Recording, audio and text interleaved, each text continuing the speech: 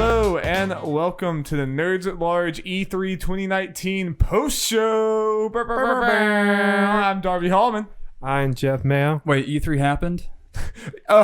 Jacob was woken out of his cryogenic Damn it, I freezing. missed it. Yep, Jacob, that was my plan. My plan was to cryogenically freeze you. We also made a clone of you that did some of the reactions. Oh, okay. But then we did kill that clone. I'm sure there was nothing, I'm sure. Well, I'm sure that table game got announced. Yeah, you say that you missed E3, but trust me, you didn't miss much. Hey, who are you? I'm William Outlaw. How's it going? Thank you. Yeah. Darby, what episode is this? It has to be pretty far up there, I believe. Is it like 80, Like 12? 80, 87? Oh, no, maybe a little higher. Could it be 100, Jeff? I believe so, Darby. Oh, damn. Triple digits. Good Holy God. cow. That is a shit ton of That's episodes. like 10 episodes, 10 times. Whoa. Whoa, that's true. That's a lot. We don't do That's math true. here. And no one wants to go back and listen to the first 10 episodes. So like, let's just treat those like they never happened. Can we do a Jeff and Darby react to their very first episode? Like you listen to it? That would and be then pretty funny. Talk about it? That'd be pretty good. It would be absolutely horrible audio because not only do we have the Blue Yeti, I didn't know how to work the Blue Yeti. Jacob, what was your first episode on? Do you know? I don't even remember. I It was a while think I was into talking it. about Hellblade, I think. So I think it was around when Hellblade nice. came out, or at least whenever I just remember us talking about Hellblade. And then I remember us doing like a rapid fire question thing with you talking about like Persona and Metal Gear and a bunch of other things. Yeah, I was out of the country when you guys started this podcast. All right. Yeah, I remember you were like sending text from England, being like, "Yeah, listening to the podcast." And then Will was episode 2 or 3, right? 3, I think. Yeah, I was thinking it might be 3. I can't remember. We were talking about Guardians of the Galaxy, though. The Telltale game. That none of us ended up playing, I That believe. none of us played, yeah. Yeah, that's what we probably. Yeah, it was episode 3. Episode 1 and episode 2 we like pre-recorded. I remember that. Yeah, that's crazy. And now we've done 100 of these damn things. That's wild. It's wild. But That is wild. we're going to try to make the episode 100 special. We kind of forced it to be our E3 episode by like skipping a week and doing some other stuff. But here it is. It's an easy thing for us to do for episode 100. We are going to be talking about 2019 E3, what we thought about it, our favorite parts, our least favorite parts, and we're going to figure out who won our betting special. So I think right now to start off, we're going to do a little tease because that's going to be at the end of the episode. But right now, let's all reveal what our punishments will be for the other two if you win. Jacob, why don't you go first? Yeah, so if I win, Darby and Will have to write a cute little poem about their favorite or least favorite part of E3. It can be any type of poem. It can rhyme, it can be non-rhyming, however you want to do it, but you should be creative and it should be substantial. So no haikus. Yeah, no haikus, no, no like really short Shel Silverstein type, poems. You got me figured out. Shel Silverstein book on my bed as we speak. Some of his are pretty long, so that's okay. But I want to see some effort, I some love thought that put into punishment. this, and I'll grade them too.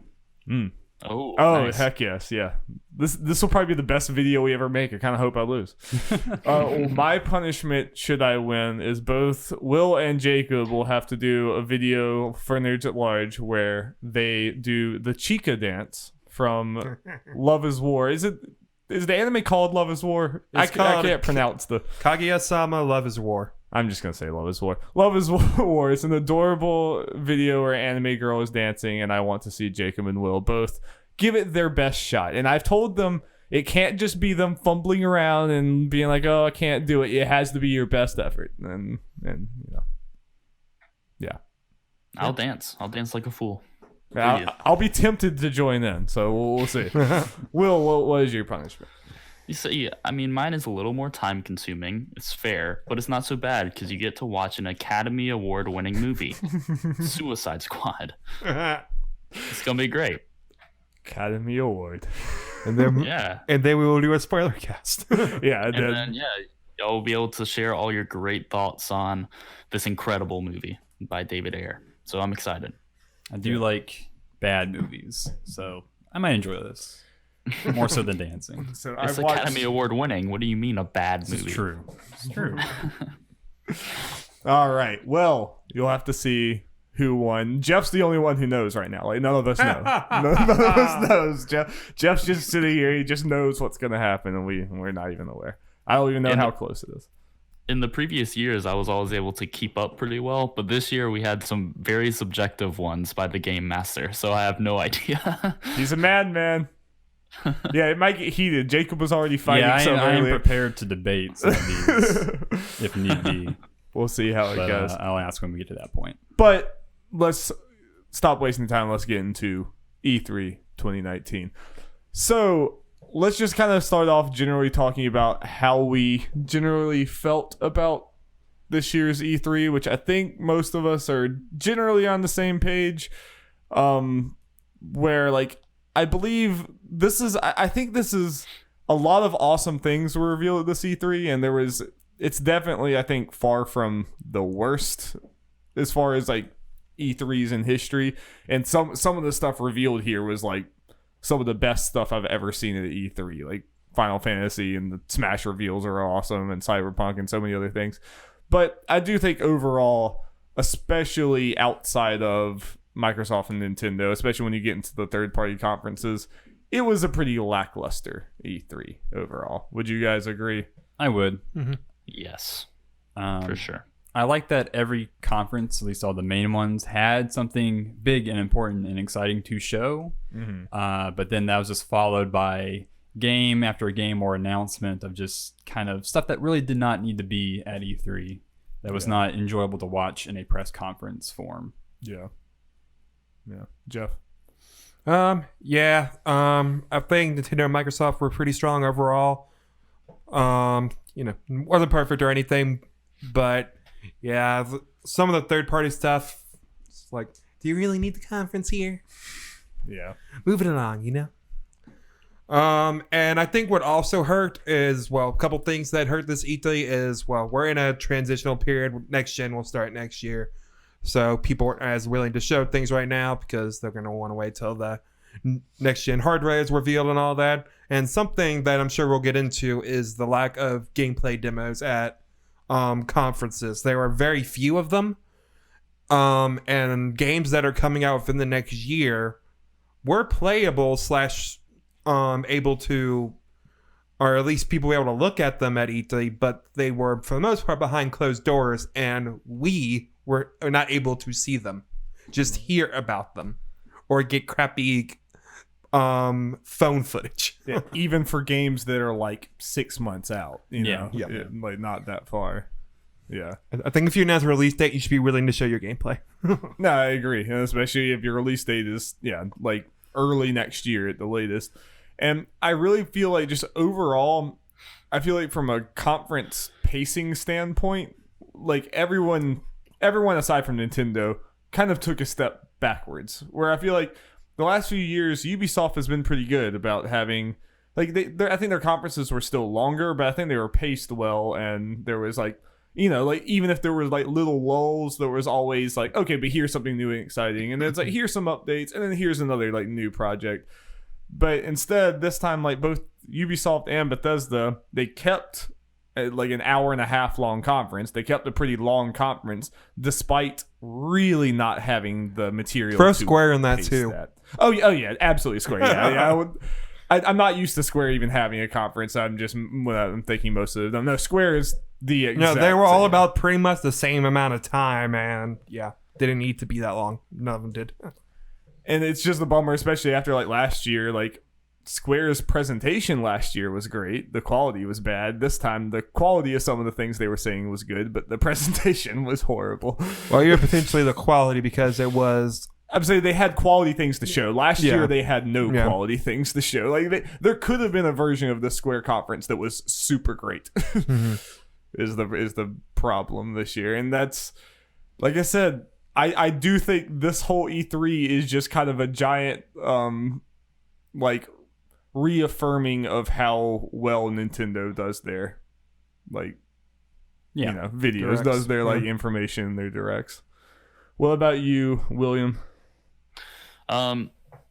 Yeah, I mean, I'm definitely on board. It was a disappointing E3, but I think we all knew it was going to be like that in some sense, especially once Sony pulled out and EA announced their different plans. Yeah, I mean, I'm with you guys. I think there were some interesting announcements. A lot of things were, debatably ruined by leaks, I would say, which made things less exciting in the long run. And yeah, just the lack of gameplay was pretty frustrating at points, even with the cool games that might have been announced or the cool games that we already knew about, but only got more trailers for. E3 is a time where I expect to see more of something like Cyberpunk, where everyone is hyped for it. And we got a cool trailer out of it, but I just wanted to see more gameplay of Cyberpunk. So and that's just one example. Yeah, I mean, as excited as I am for Cyberpunk, I am a little skeptical of how is it going to play? What's it going to look like? Because we still have no idea. Yeah, they I think they said that they're gonna put out the gameplay like they did last year after Gamescom in August. Yeah. Okay. They'll show what they're showing behind closed door. Yeah, they ended up showing the demo, obviously, from last year's E3. I forget how long after it was. It was like a month or two or something. Yeah, August sounds about right doing that again. Yeah, which is... It's a weird way of doing it. I mean, especially if we end up just seeing the same thing. I don't know. It's just kind of frustrating, especially 2 years in a row with Cyberpunk, that people are seen behind closed doors and saying how great it is. And we're like, we believe you, but... Yeah, I mean, it's frustrating. Especially now they're putting a date out and having a $200 special edition thing or whatever. Well, Keanu Reeves will come to your house. Yeah, I think something like Elden Ring, that's a cool announcement. It would have been way cooler if we hadn't already known about it. And I don't need to see gameplay for something like that. But with Watch Dogs Legion, I think was perfect how they set that up. And that's really what I enjoyed about the heydays of E3. So missed that this year. When how few of those, especially when Jeff has a question on here that we'll get to later when we have our categories about favorite extended gameplay thing. I'm like, good God, there was there's only 3 I can think of, and there's actually 5 I can think of, and 3 of them are Nintendo. but I was Watch Dogs Legion, Doom Eternal, Final Fantasy, obviously, and then most of Nintendo's games, and then almost everything Nintendo. Base Treehouse. Yeah, but aside from that, almost everything. Even it even blew my mind. Even stuff like Halo Infinite. I'm like, show us the game, to pick up on your point, Will.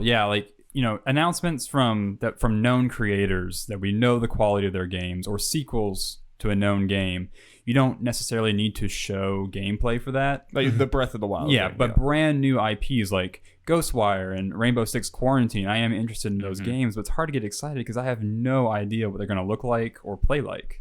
Yeah. It's almost a sneaky way of getting you excited, even though they didn't have to work for it at all. It's they want people to be excited about this game, but you and people will be waiting in anticipation, even though you still have absolutely no clue what the game looks like. I mean, that Ghostwire trailer was an excellent, superbly shot. I mean, it was an awesome trailer, but that game could be terrible. Yeah. I don't have a clue right now.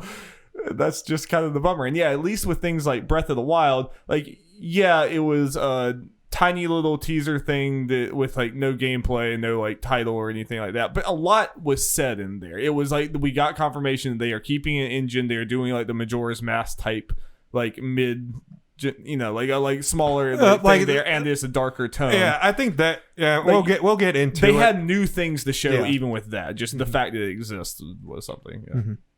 Sorry, go ahead. So we can get into it when we talk. The trailer's going to come up again.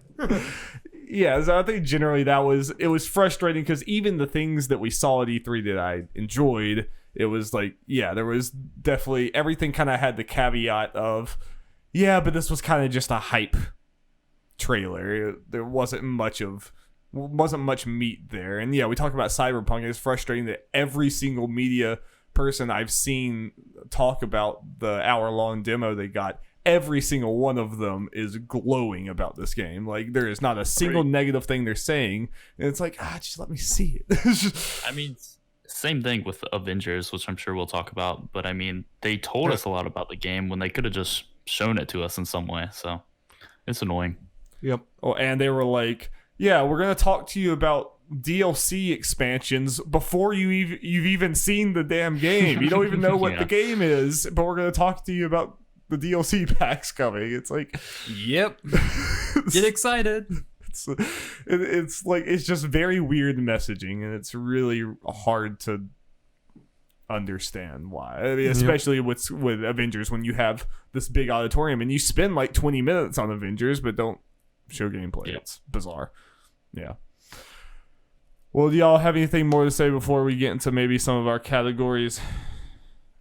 No, it's going to sound really negative, and it's not meant to be so. It's just, I think watching E3 this year and sitting through some of those, frankly, rather dull press conferences made me question, like, why am I even watching this? And I could just wait until it's over and then go to like a Reddit thread and like click on all the trailers and watch what I am interested in. Yeah. Mm-hmm. Yeah. I mean, especially this E3, I think that's the superior way to do it. I wouldn't say that necessarily about some past E3s, like that 2015 Sony E3. Sure. If you just watch the trailers after the fact, you did not get the full, it was an experience watching that. Even 2016 with like the God of War orchestra thing, like, and they did the orchestra for like every game that was announced. There are moments at E3 that are just spectacular. But yeah, I mean, even with the Microsoft one, which is really one of my favorite conferences the past few years, because I just feel like it's nonstop, relentless games. And even in that one, I started getting bored after the hour mark for sure. Was it around Gears of War? That was definitely a turning point. Yeah. that was one of the low points of E3. It was that whole thing. Yeah. I mean, so are y'all at all... I'm not trying to make this like a very leading clickbaity question type thing, but like, are y'all worried about E3, like just the nature of E3 because of this one, or do you chalk this more up to end of a console generation? One of the major like players wasn't there. It's just weird. Like, do you think that with the next few years you go right back to like? Do you think next year and the year after and the year after you're gonna watch E3 and say like, I'm glad I watched that. That was worth it and it was a good like. Use of your time. I'll jump in here. I think it really, so it depends. For one, is Sony going to come back next year to show off new hardware? Mm-hmm. If they're not, is Microsoft also going to come back? Because if Microsoft is also not there, then I don't really see a point to really watching E3 next year. Yeah, I think at that point maybe Nintendo, if E3 doesn't come to Nintendo will just have a thing, a direct, and it's just like direct, and then just like a treehouse thing, not at E3. Yeah, just completely in their own, because their stuff works whether it's at E3 or not. And just speaking for myself personally, maybe next year I probably just, as my lifestyle changes as I get older, as my interests kind of change, maybe just not watching it for my own personal, because a lot of stuff may not appeal to me.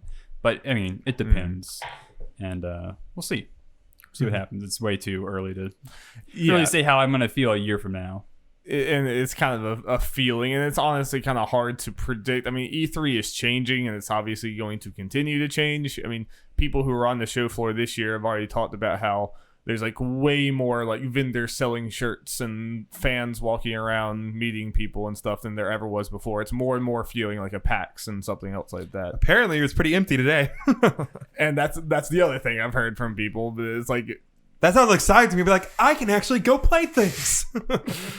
But it also, if it continues down that trend, I don't know how much longer E3 will be this big relevant thing. But I could also see it just going right back to it. I mean, like, yeah, for sure. Yeah, especially when new consoles are coming around. I think I'm with Jacob as far as it will be very telling if Sony's there or not, because I think Microsoft's still going to go there at least next year. Yeah, if Sony's back to show off new hardware, then things will probably be fine. There'll be more stuff for third parties. They'll probably Sony and Microsoft will start showing their stuff for the next generation. That's probably where we will see like Rocksteady finally, because let's face it, their game's pushed to next gen now. That's just the way it's. That's why we're not seeing it. Most likely, yeah. And then there'll be a bunch of stuff like that. And that was kind of also the bummer about this year is even like Xbox's console reveal thing kind of just seemed like it was a hype trailer for next year's E3. It was like, we're not actually going to tell you much of substance. Wait till next year. I mean, it was just like Project Scarlet. Here's a bunch of information that you could have probably guessed already.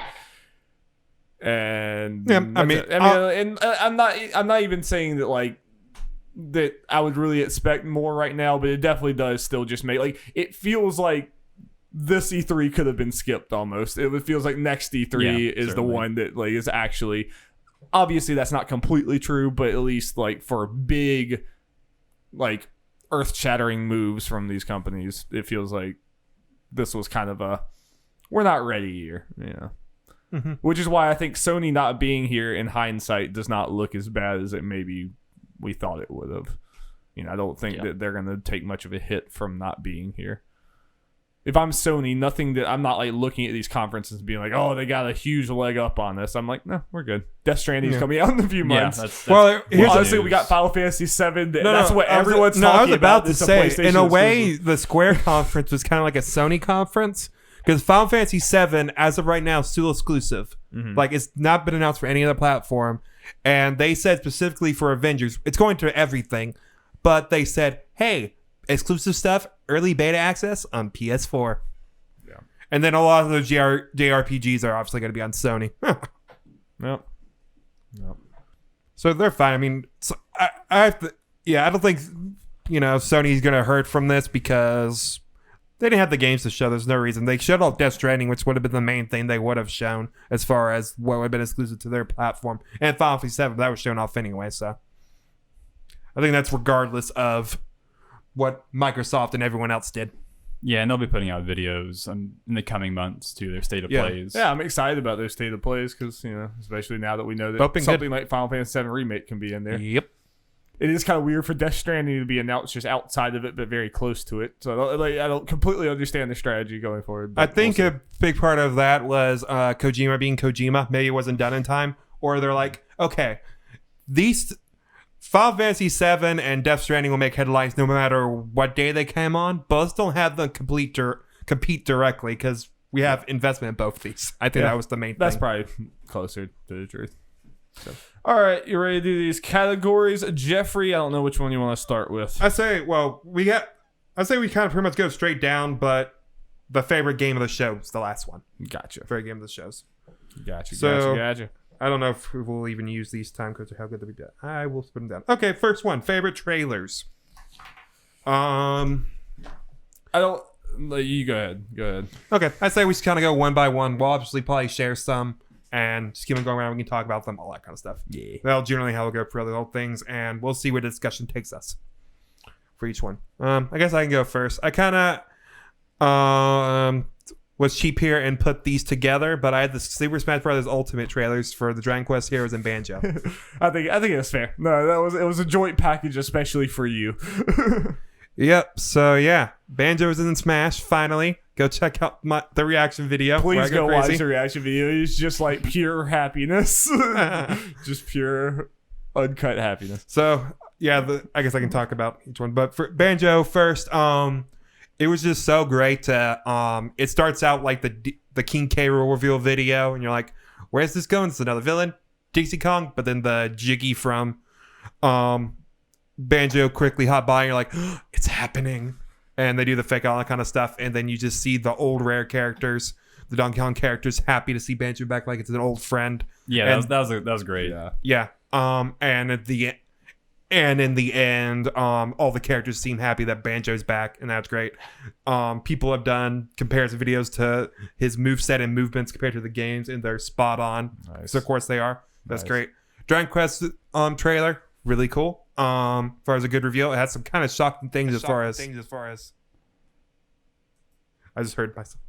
Oh, sorry. Yeah, that is really jarring when that happens. Why do you think that I lose my mind whenever when I'm trying to test it and talking short circuiting?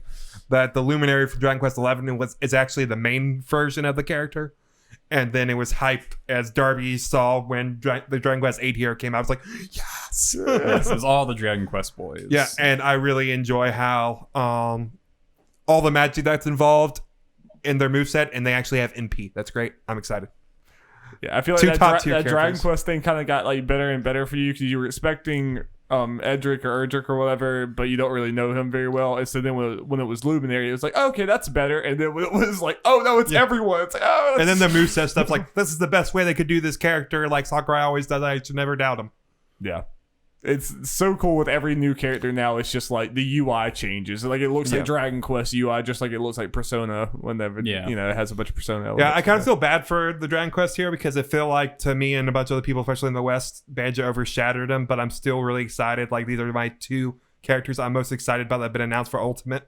So it was a hell of a smash like announcement, both of them for Jeff, because it's just two franchises that Jeff is like super Guess nostalgic Christmas for. came early for Jeff.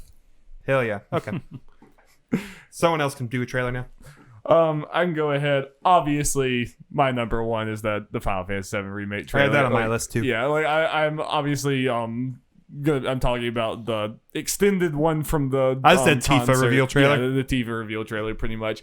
But there was just so much in this, how it like pulls back and does like the shot from the original Final Fantasy VII, like pulling out, and you see like starting with Aerith, and you pull out and see Midgar, and the music, just everything about this game is just exactly what I want and then some. And like, yeah, the music happens or whatever, and then you pull into the train, you see him jump out there, and like now you can even look at comparison shots of this versus 2015 when they first announced this, and it already like Looks way better. looks It's so much crazy. better. It looks Yeah, that was so pretty much shocking better. to me, actually. It looks a lot better. And I thought that looked great in 2015, but like now it's I remember you mentioning during the showing of it how certain parts was mirroring the intro from the original game. I like to see side by sides they're of out the new there. trailer versus Yeah. the old stuff. That was up within minutes. Yep. Oh yeah, and that's unreal to compare it to like the 97 to the original release. It's just insanity.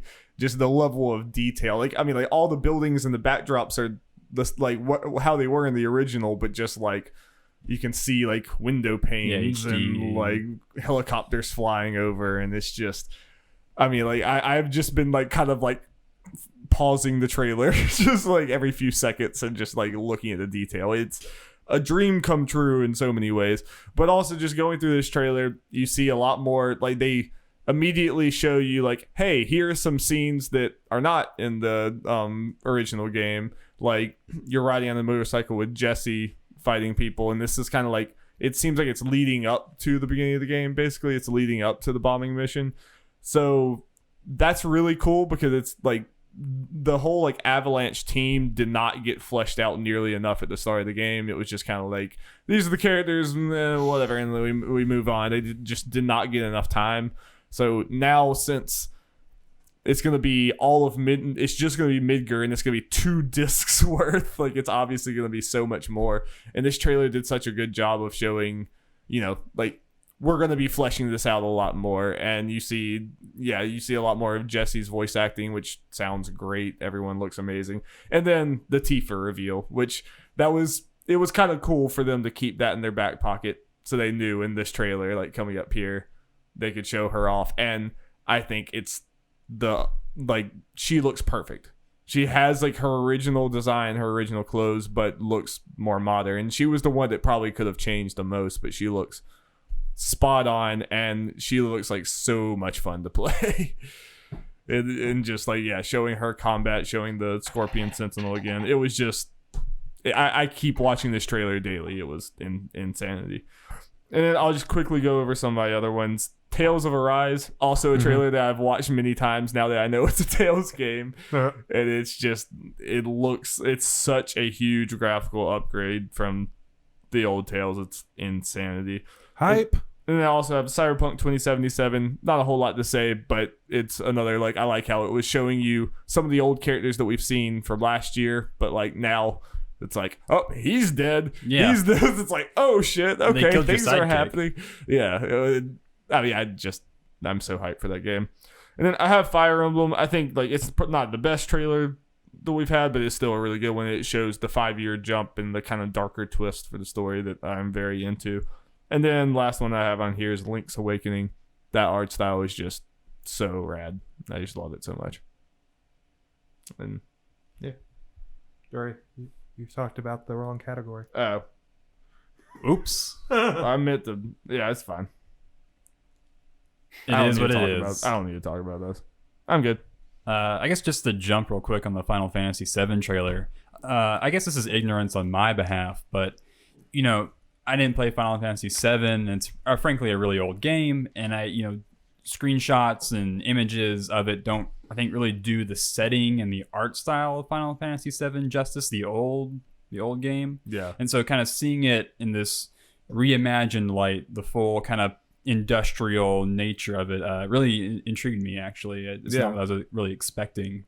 I think it's a really interesting setting for a JRPG, very striking and different compared to, say, Final Fantasy X or even 15. Yeah, it's like, it's not vibrant colors. Yeah, Which normally these games have. It's like, this is like way more of a like Blade Runner-esque visual setting. Obviously, it's way wackier than Blade Runner. certainly. I'm glad. I'm very interested to see like you and other people who haven't played the game, because I really honestly think everything I see from the gameplay and this trailer, I really feel like someone who has no history at all with Final Fantasy VII will enjoy this just as much as I will, or at least close to as much as I will. Yeah. Will, what are your favorite trailers? Let's see. I think Deathloop was one of the few surprises that I was pretty pleased with. Obviously, that's Arcane's new game. I don't know. I think the premise of having to... I guess the idea is that you're in a time loop assassinating someone else the whole time. And, I don't think any other details have been released other than that trailer, but it definitely enticed me. And I like Arcane a lot. I like the Dishonored game. So, I think that was one of them. Also, a shout out to that 12 minutes game during Xbox conference. I forgot about that. I kind of forgot about that. That should be on mine too. Yeah. Yeah, so I was one of those few thousand people or whatever that saw that on Kinda Funny's channel several years ago, and I always thought it looked like a really cool game, so I took a note on my phone of upcoming releases and put that on there. And it's funny because I literally took it off a few months ago because I was like, I guess that game got canceled. I haven't heard about it again. And then so when I saw it at the show, I was pretty excited, and it looks really, really cool now. So, 12 minutes. Yeah, if you talk about just like selling your game in such a short amount of time, that trailer, I was invested the entire time. I was like, I really want to know what happens. Yeah, that was a good one. I guess my favorite trailer. Well, I do want to mention the Ghostwire Tokyo trailer. Even though it was hard to get a grip of what kind of game it would be, it was, I think, very interesting. The pitch, at least. Yeah. People disappearing, this kind of real world kind of Japanese folklore, kind of Grudge-esque, ghosts and that sort of thing. And then your character is like a guy in like a dark jacket and a bow. And they said that it would be more of an action game, not necessarily a survival horror game. So that's also intriguing. I just, I want to see something, but I am very interested in this. And just kind of project. the cinematography, like the noodles. Like, it zooms on the guy's face, it becomes the noodles, and like the arch being like expanded. Yeah, some weird there's some like like really cool cool stuff. And CGI that looked live action. Like I legitimately was like, I can't tell. Like, it's that good. But I think my favorite trailer was the Carry On trailer from Devolver Digital. Right. Will, did you see this? I did not, no. So Carry On it's an indie game, but it's a reverse horror game where you play as the monster breaking out of a laboratory. And the monster is, it reminds me of The Thing almost. Have you ever seen that movie? So this kind of horrible flesh monster, and there's tons of like tentacles, and apparently the tentacles have an AI of their own. You don't really control what they're sticking to, so you just kind of go and you grow and grow as you break out of this laboratory. And that's cool. It looks really weird and really, really fun, right up my alley. Oh yeah, it looks fun. It looks good. All right. Well, what's the next category? Well, I got a couple more trailers on my thing. Breath of the Wild 2, get hyped. Get up. Yeah, I think it's a great trailer because it kind of shows us, hey, this is a direct sequel to Breath of the Wild, which doesn't really happen with Zelda games that often. Hey, it is a darker tone. Hey, is that a dead Ganondorf zombie thing? Hey, will Zelda be playable? Find out. And it's like, so this is the human Ganondorf that was like down there. So it's like, yeah, we did not. I assume like his dead body was just down there during all of Breath of the Wild. And we're just seeing him now. And it's like, yeah. Yep. Final one I got is the No More Heroes 3, specifically the Fuckhead trailer. I didn't know there was 2 trailers. It's just an extended version of the trailer where, well, he says fuckhead when he kills people. Because he couldn't say that in the Nintendo Direct. Exactly. And an extended version with more dialogue and scenes and stuff and kind of showing, hey, that stuff times through the trailer when the heart and battery thing came up was actually gameplay. And Gundams. Yes. They should have replaced fuck with fiddlesticks in the Nintendo Direct. They really should have done. But that trailer is very exciting. No More Heroes looks great. It's gonna be off the walls bonkers like normal, and I'm excited to see. When was No More Heroes 2? It's like 2010 or something. Yeah, it was last 2009, generation. A long yeah. time ago. Yeah, it's about 10 years. Hype. Yep. Hype.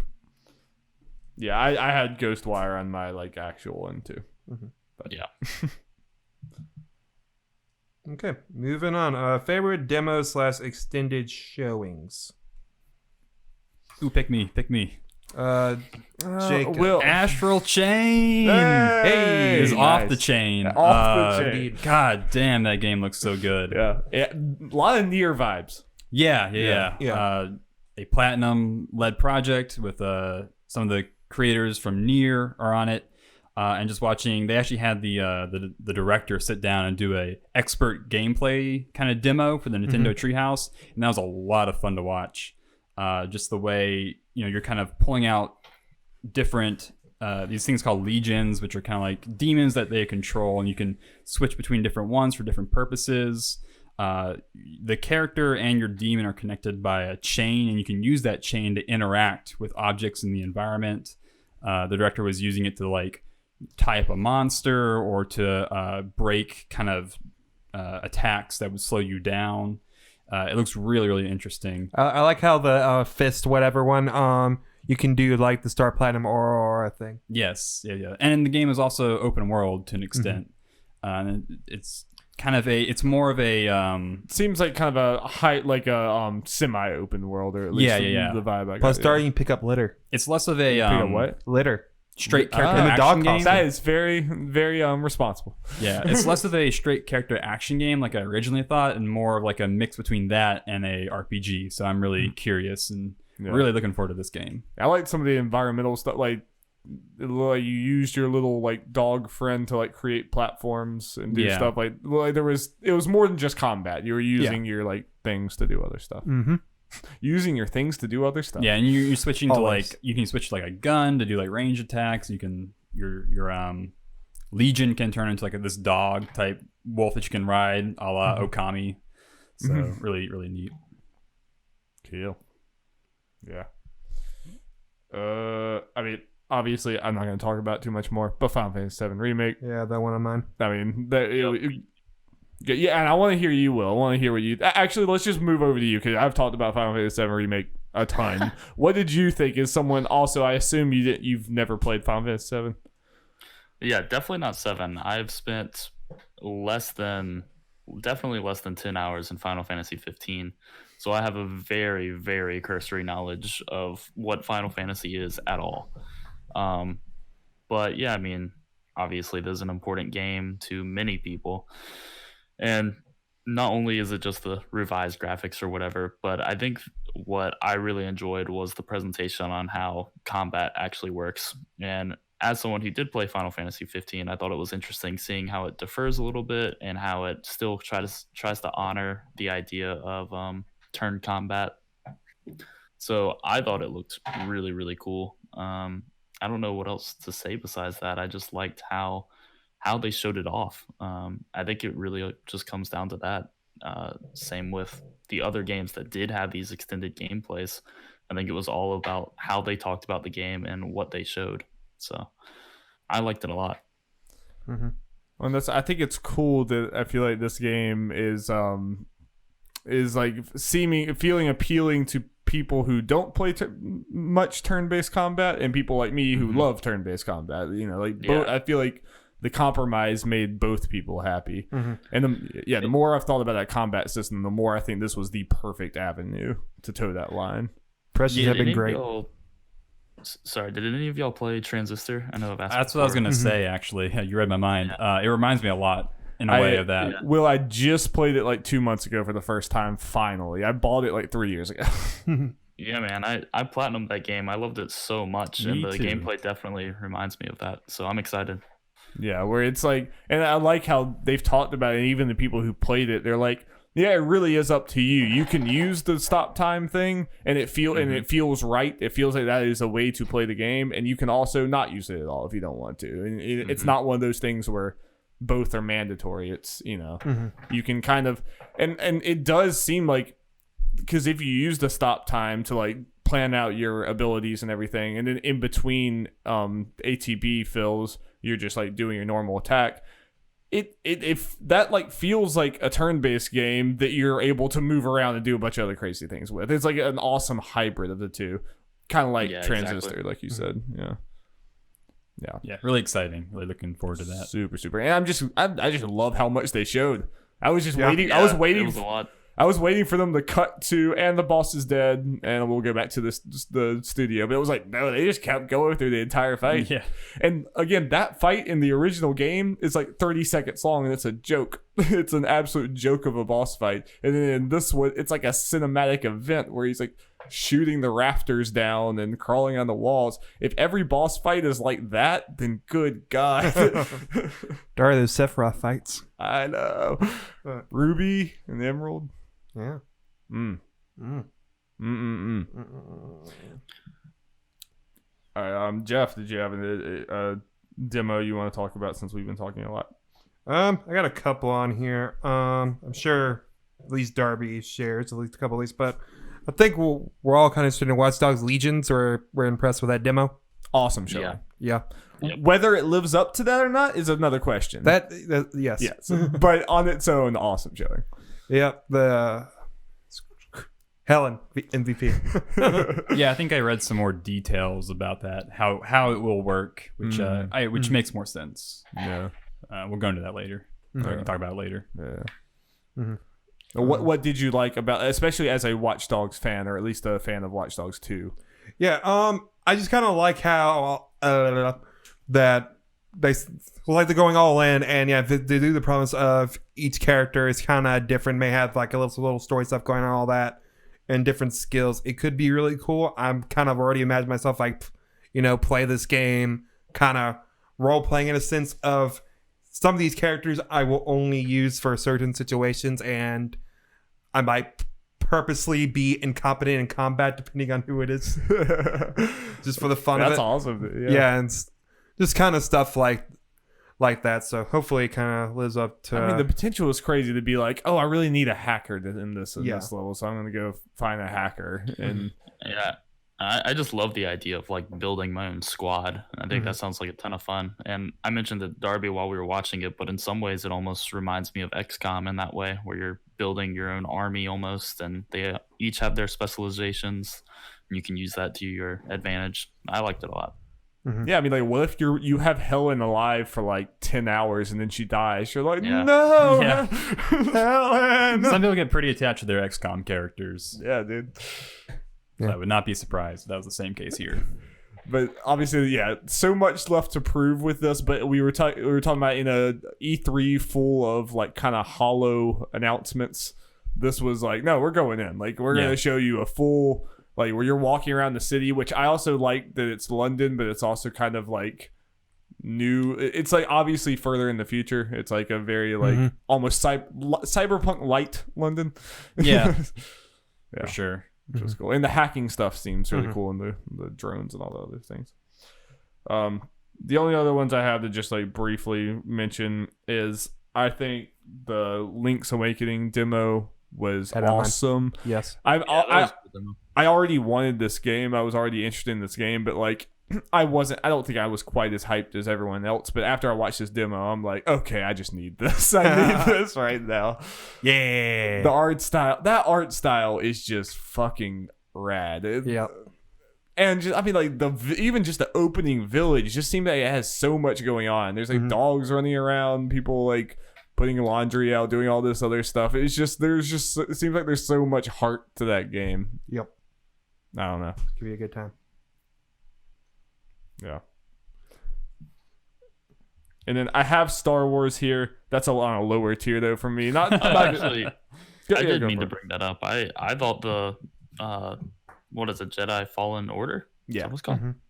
Yeah, I thought it looked really good. I saw some people bashing it on Reddit and just in the Twitch chats and stuff. But man, I'm definitely all in for that game. Yeah, I thought it looked good. Did y'all agree? Yeah, I'm in a very similar boat. I'm like, I think that as far as just an experience that I want to play, like, yes, it's a Star Wars. I don't think that anything we saw in that playthrough looks like revolutionary or anything that's like changing video games, but I also think that's probably a good thing. I mean, like, it wears its inspirations on its sleeve, but it's some pretty damn good inspirations. I mean, it looks like a Star Wars Uncharted game, and it just looks like a good one at that. And the sound design was incredible. And like it had, I think I talked about this in some video we did. I think it was the first E3 video we did, where I feel like a lot of these action games sometimes they struggle to toe the line between cinematic, like what you're doing looks cool, but actually feels good to play. And a lot of times things will look cinematic, but it's actually just like canned animations, and you're just doing all these things.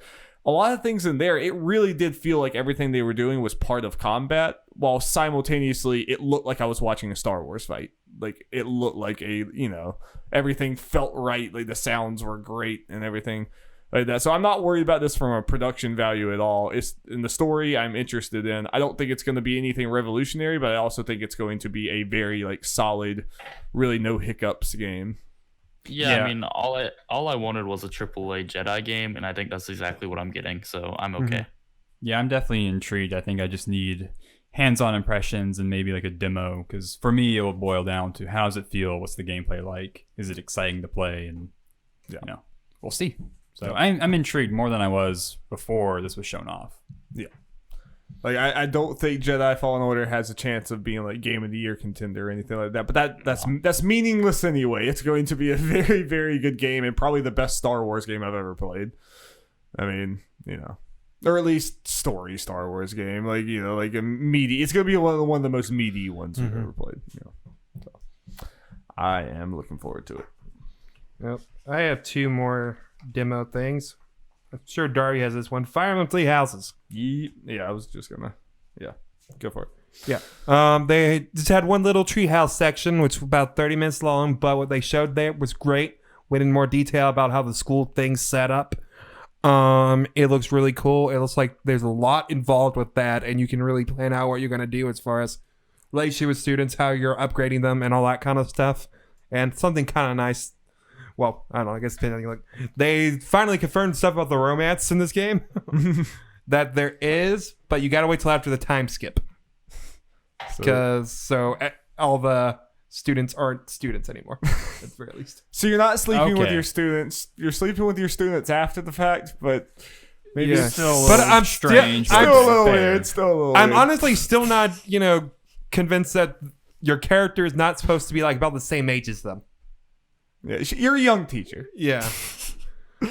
Still a little weird Yeah. of a relationship. But Jacob, you should watch this though, because I actually do think you might like this, like gameplay wise, because Okay. the social elements, it's like a Persona game, but like even deeper. Yeah, I think I saw that headline floating around. Yeah, It I mean, was how like similar the Persona. social relationships you're doing with everything, like they're interesting in their own right, and just kind of in the XCOM-y way of how you grow attached to your units and everything like that. But like everything you do in the social part of the game like correlates directly to the battle and everything in there. Yeah. And it looks like battles might be more kind of involved, such varied.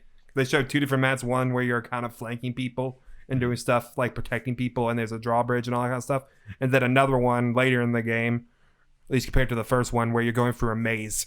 Yeah. So Yeah, the terrain that we've seen is already more like more like Radiant Dawn, like the older Fire Emblems. And Darby, fully voice acted. Fully voiced acted. It's finally happened. None of this just Yeah. yeah. And my final one I have, Psychonauts 2, baby. Hey, I didn't even watch the gameplay, but Yeah, so there was I think Psychonauts 2 was kind of behind closed door thing for the most part, but during the E3 Coliseum with Jeff Keighley, Tim Schafer went out there and did a panel with Jack Black to kind of confirm, hey, Jack Black's voicing a character in the game. Wait, what? Yeah, he's voicing a brain in the jar. where's Brutal Legend 2? That was asked. And apparently it's going to be a song at the end of Jack Black's world. It's going to be all psychedelic and stuff. So that should be fun. But they show off the beginning of the game and where it kind of starts out, and more of that world, the world they show off the trailer with the teeth and all that, and how that's going to work. I am very excited for this game. Everything they show is good gameplay wise. It seems like there's going to be more added to it. The powers have evolved. Stuff's like there's going to be kind of some gameplay kind of improvements as far as quality of life stuff, and the humor's still there. The inventiveness and the level design is there just based off the first world, and it's like, this is the first world, so it's going to get crazy from there, and I am hyped. But it was also confirmed in the press release this was delayed to 2020. Can't believe you're supporting those sellouts at Double Fine. I know. I got the shirt now. I think it got to my house today, so I'm sorry. Jeff's a shill. I am. Pay me money, Tim. Shill the hell out of this game. But that's great, though. It sounds like the sequel that Psychonauts fans want. Yep. Which is pretty good for a game, for how old Psychonauts 1 And James is. Willems is a toilet. Yeah. And also something really cool they confirmed, I think it's a while ago, all the voice actors for the characters from the last game are in. So that's hype. That is hype, yeah. Yeah, and they all still sound the same. Like because they were, I guess, adults at the time, the Lily and Raz's voice actors still sound like them, which is great. Yeah. Certainly not given with how much time it's been. Those help make the game and sell it. Yeah. So, okay. Next one, I think from here on out, things will probably go quicker because we'll probably be... Yeah, I sure don't have much for this next one. Favorite announcements. So, this was a very broad thing, but generally I think of this as like game announcement, but you can have whatever the hell you want on here. As far as... I mean, I got to start out with the dynamic duo, and I'm just counting it at E3, whatever. Like, sue me. Battle for Bikini Bottom and Destroy All Humans. Oh, let's go. right. Dynamic duo. Let's freaking play before. Old kind of mediocre games you played as you're younger, but they're getting remade and you're all hyped. But I played so much of both of those games as a kid. It was just like that whole thing just felt targeted towards me, and obviously I am like everyone else. Obviously there was a bunch of other people that played those games to death. And I mean, we haven't seen Battle for Bikini Bottom, but like Destroy All Humans, it looks really good. I mean, like visually looks really good, and I'm sure like I will absolutely just spend a few days just being dumb and abducting people. What's your Let's Play? Silly fun, Stream. like just silly fun with both of those games, honestly. So yeah, I had to throw that out there, and honestly, I'll just go ahead because like y'all probably remind me, but like I couldn't think of too many actual announcements in this E3. It was just a lot of stuff that already existed. Yeah. I have Tales of Arise, obviously. Let's freaking go. That was on mine. Let's go, Darby Tales.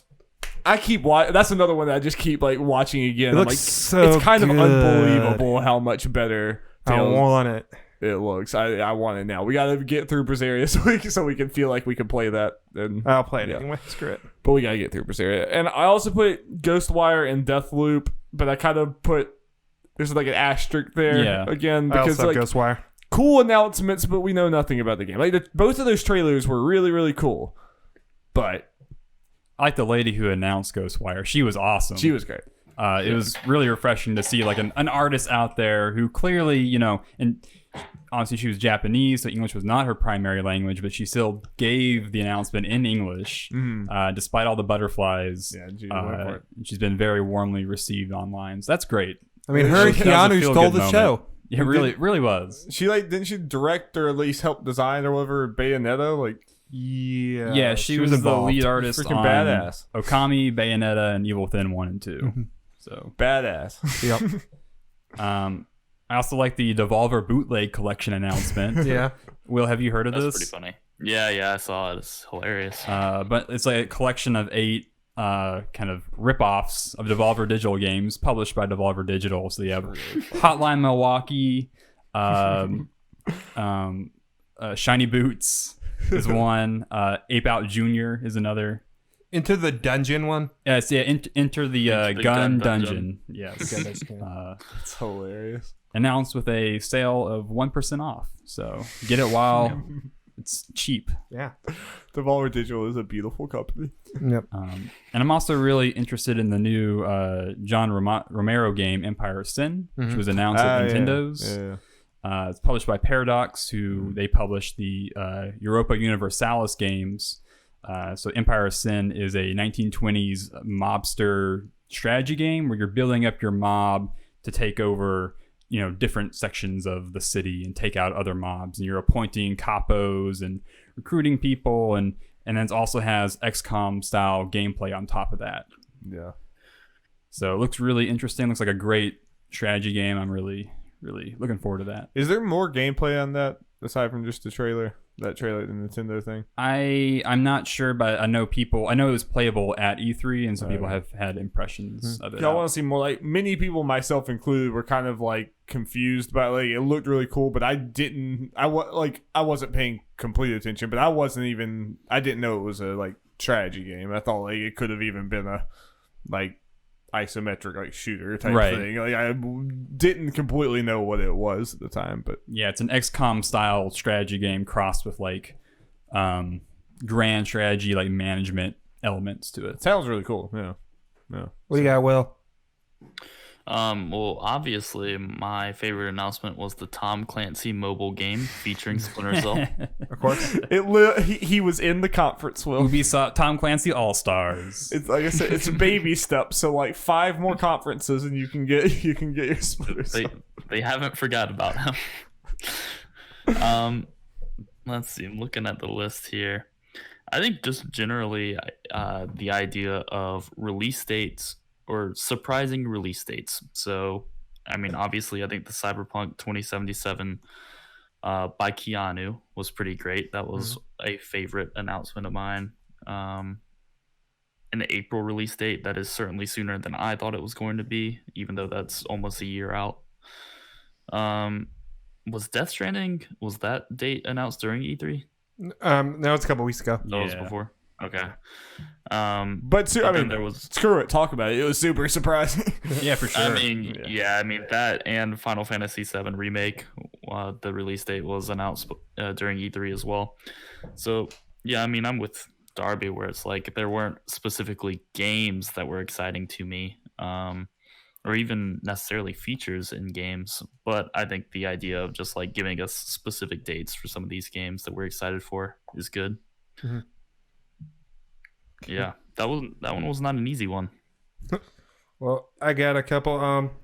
Darby talked about Tales of Rise hype. We talked about Ghostwire Tokyo hype. Darby, I'm surprised you put this down. Legend of Zelda Breath of the Wild 2. Come on, Darby. Come on. Yeah. It is an announcement, but yes, it is hype. No, it is very hype. Announcement to a direct sequel, one of my favorite games of all time. Hell yeah, let's do this. I got No More Heroes 3. That was hype. Was going back to the basics for No More Heroes, so that's exciting. I also have Carry On this. As Jacob mentioned earlier. Yeah, the game looks hype. Mm-hmm. It does look really cool. Really interesting. Do we have a date on that? No. I don't think so. I think it's 2019, or maybe it's 20. I can't remember. Okay. This next category we probably pretty much already talked about a lot, but we can just go through. Biggest surprises. I think we know what Jeff says. Banjo and Smash, bitches. Let's go. Yeah, seriously, go watch that reaction video. It was so good. But you got anything else, Jeff? I got a couple things. Well, the Keanu Reeves thing, and the fact that's that for all of us. I think we all put that down. Yeah, and I don't know. I've mentioned it to Darby before, but I don't know if you guys saw. A CD Projekt Red guy said on the Coliseum that Keanu has the second most voice lines in the game, and it took 15 days to record his stuff. So it's not just a simple cameo thing. He's a substantial part of the game, it looks like. Okay. I think he's an AI. Yeah, he's like a chip in your brain. Oh, okay, that's Yeah. interesting. I also have Microsoft's continued investment in Game Pass. This is something they've been doing for a while, but it's crazy. Like, over half the games they showed in their conference are going to be day and date when they come out on Game Pass. That's crazy. Yeah. A lot of good stuff in there. And they got me on. Yep. About it.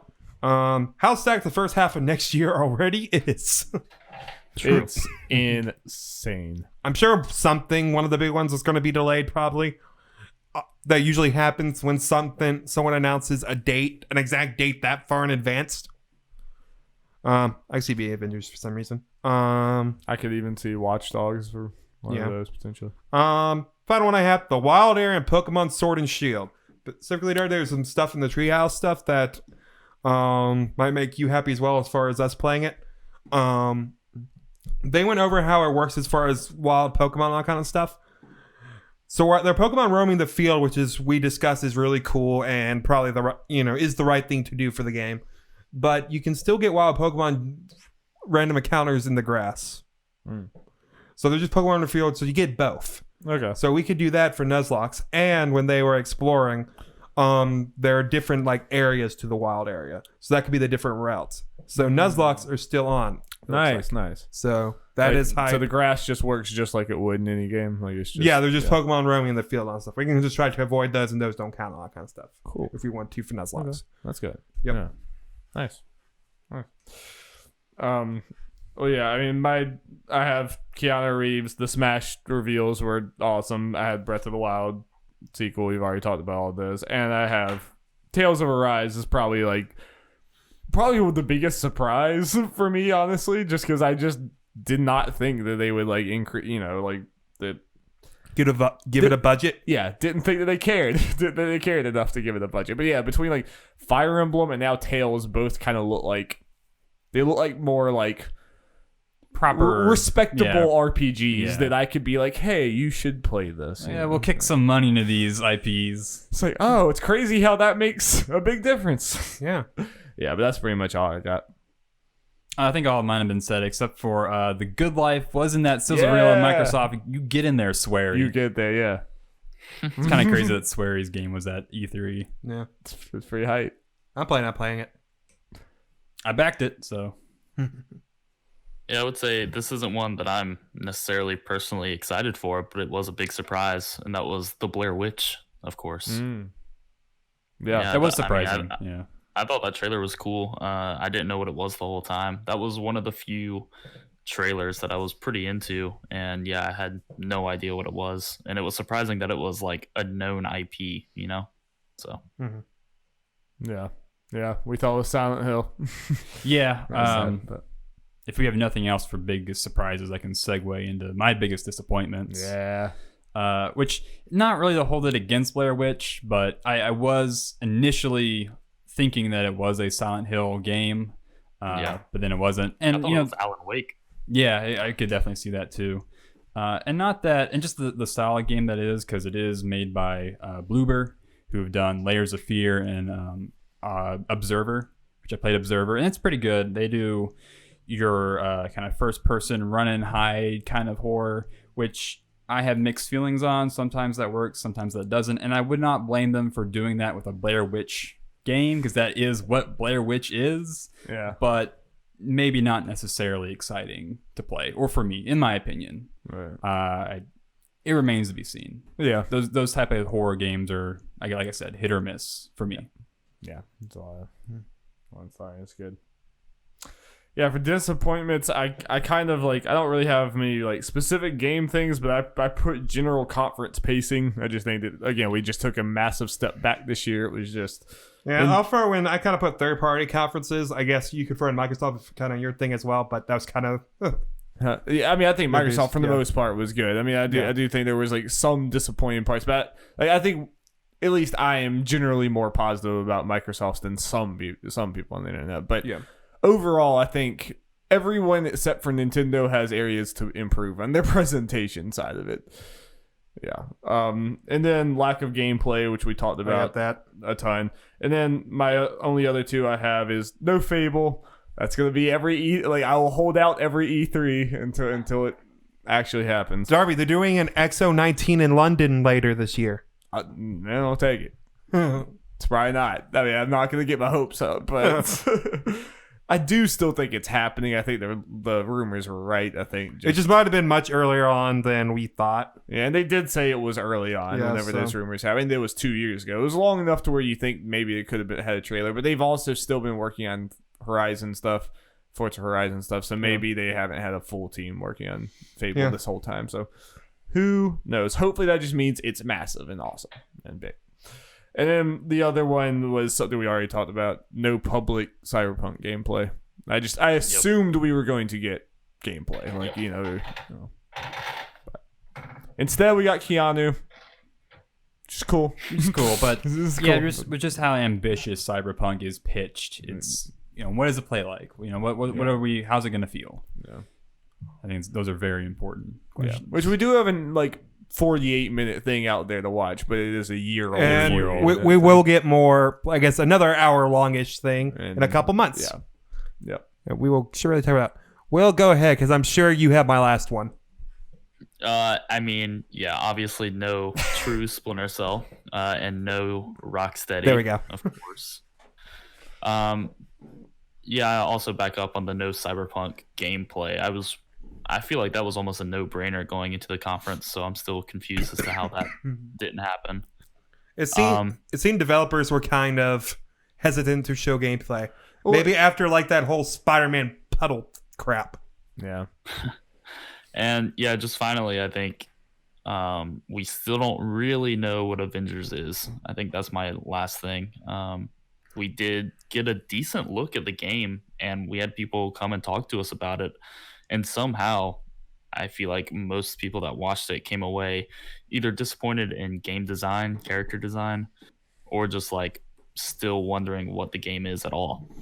And I think I was both of those. So, so we'll see. Yeah, I think it's I eyed Jacob thing. I think his was Avengers was on his biggest disappointment. Yeah, I was so we gonna- kind of go into that. But I think it's kind of telling that people have seen it behind closed doors, and I haven't seen anyone raving about it. Yeah, I've seen positive, but there's always like a mix. It's like it's not 100% sure about this.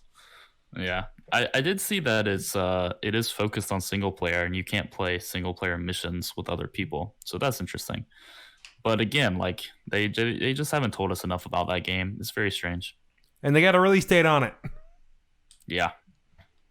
And I mean, just from my perspective, I think that the story that they are pitching of how, the Avengers, they go on this mission and there's a big disaster and now everybody kind of doesn't like the Avengers. I feel like that storyline has been very played out in recent years. So it doesn't really interest me all that much in the story of this game. No. I mean, I definitely think there's a way to tell that story in an interesting way, but then it's also like, I don't know, man. I've never I don't know if I've ever played a multiplayer game like this where I could get invested in the story. I mean, it's just kind of impossible to do when your friends are goofing off. Yeah, the fact that it's there's going to be seasons of stuff just makes me want to back away from it. It's like they're trying. It's so weird. They're trying to toe the line to make like games as a service multiplayer people happy and like The single player like linear experience people happy, and it's like you're probably not going to satisfy both camps. right. It's like if you try to do too much, you're going to be bad at everything.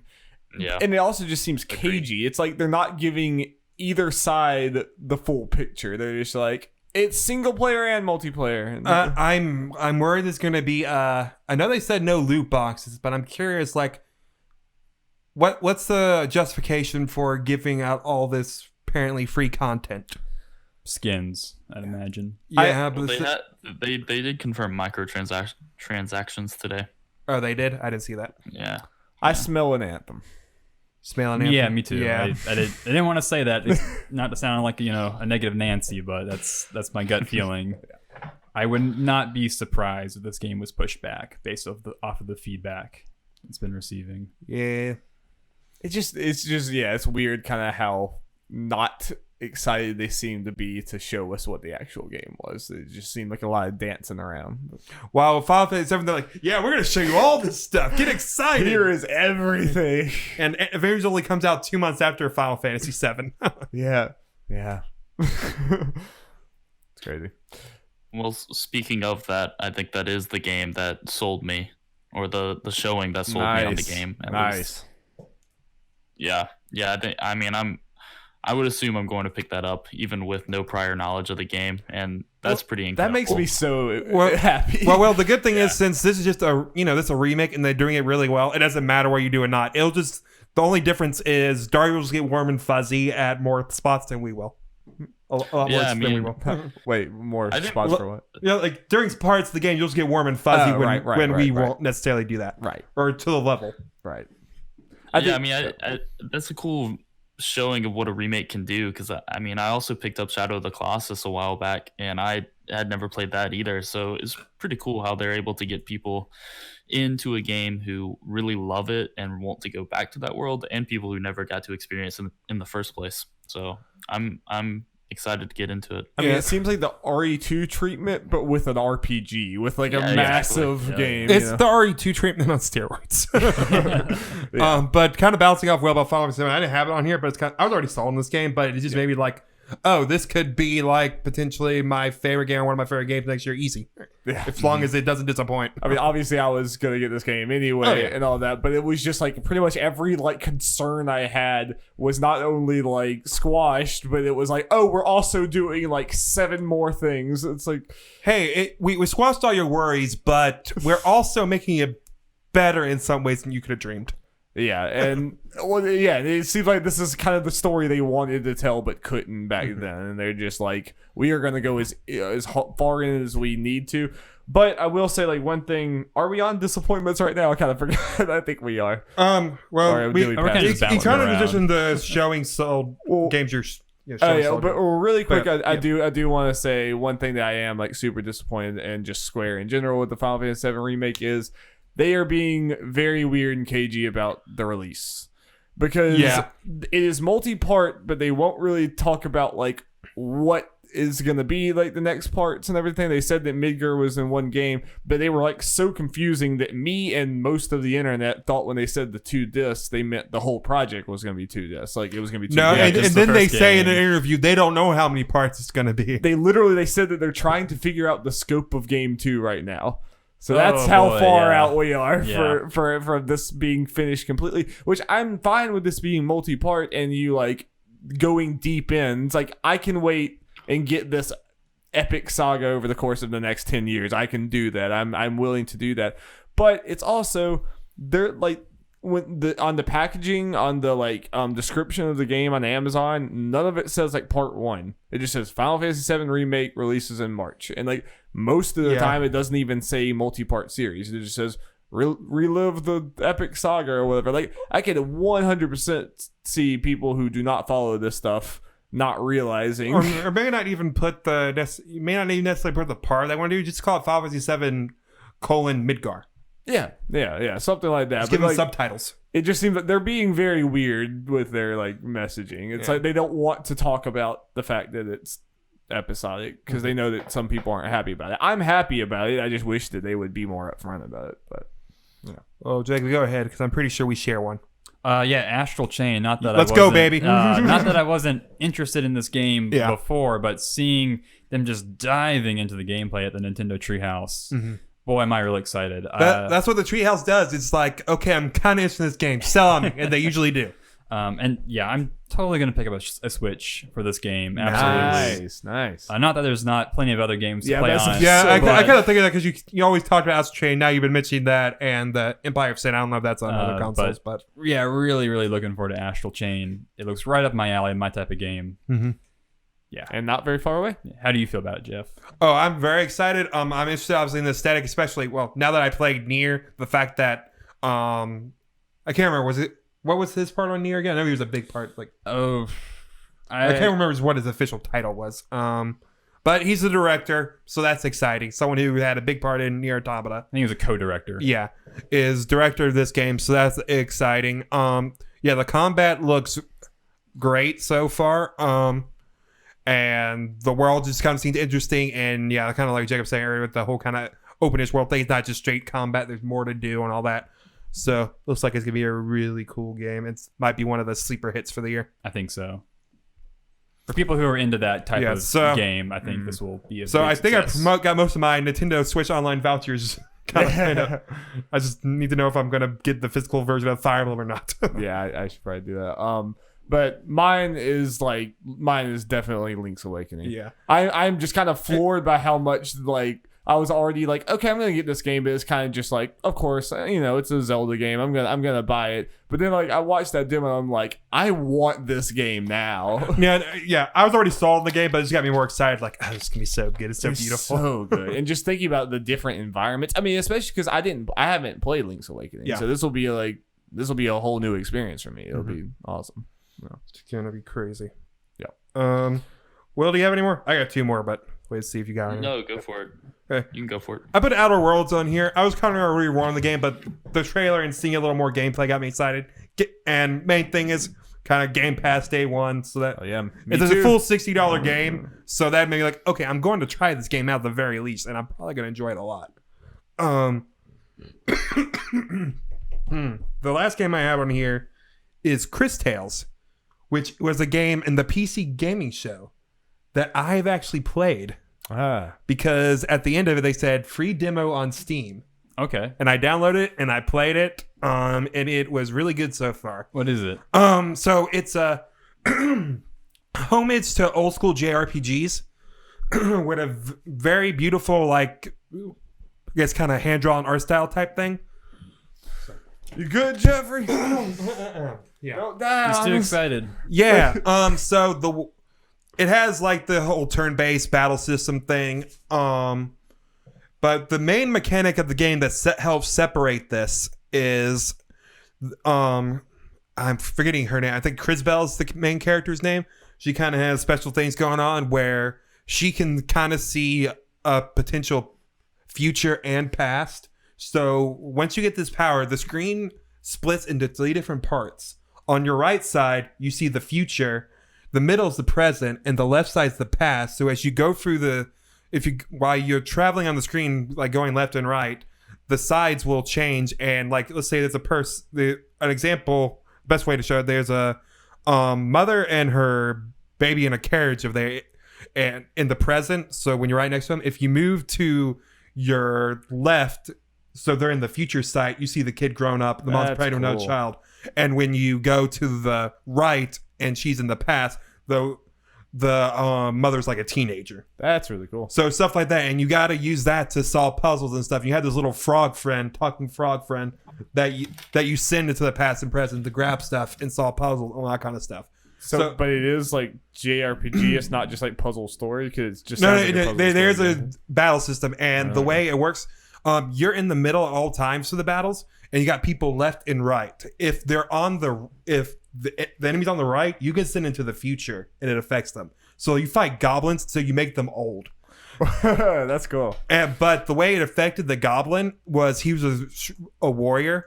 It kind of screwed me over. I think he had less HP, but he became a powerful mage. So he hit harder, but it took less hits to kill him. And there's a goblin on the left. I sent to the past, and he just became a child, and he was just a lot easier to kill. You're fighting a goblin, you send him to the future, and it's like, oh, he becomes president. Oh, shit. Oh, no. So this game seems really cool so far, and I'm very interested. It's supposed to come out in 2020.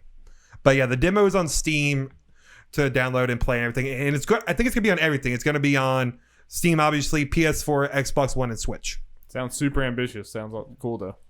Yeah. You mentioned the PC gaming show reminded me. I'm also really interested in Vampire the Masquerade Bloodlines 2. Yeah. Has anyone else looked into that?